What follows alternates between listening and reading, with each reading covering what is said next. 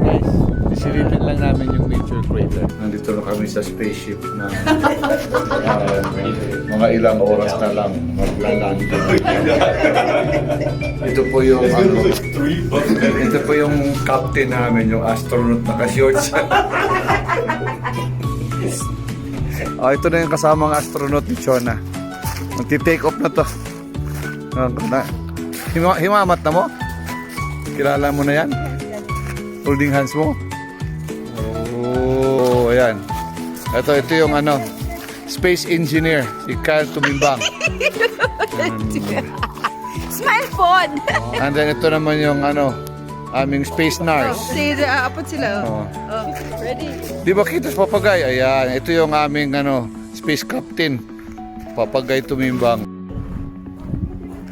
Pre, kumusta ang biyahe mo pare? Mukhang lasing na to. Kailangan masauli ito sa planeta niya. Ito po yung sasakyan namin papuntang Mars. Kaso lang ang problema nito, mamaya baka bagsak namin na si Kiho. It says here, the Holsinger meteorite is the largest discovered fragment of 150 foot, 45 meter meteor that created future crater. Ang kasama sa bumagsak ito. Ayan.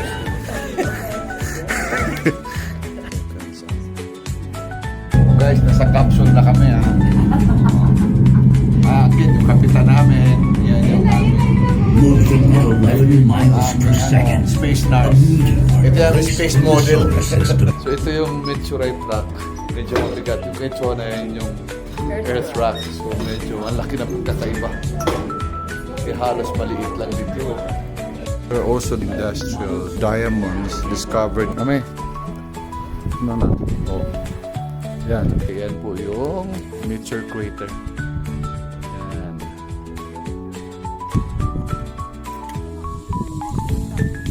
Ay, hindi daw.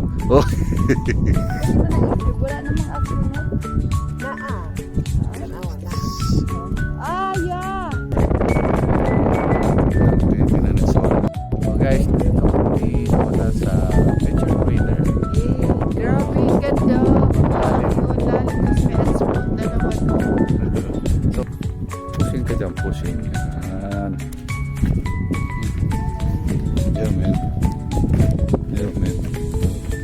Ang lalim daw ng meteorite na to crater is 550 feet deep and almost 1 mile wide.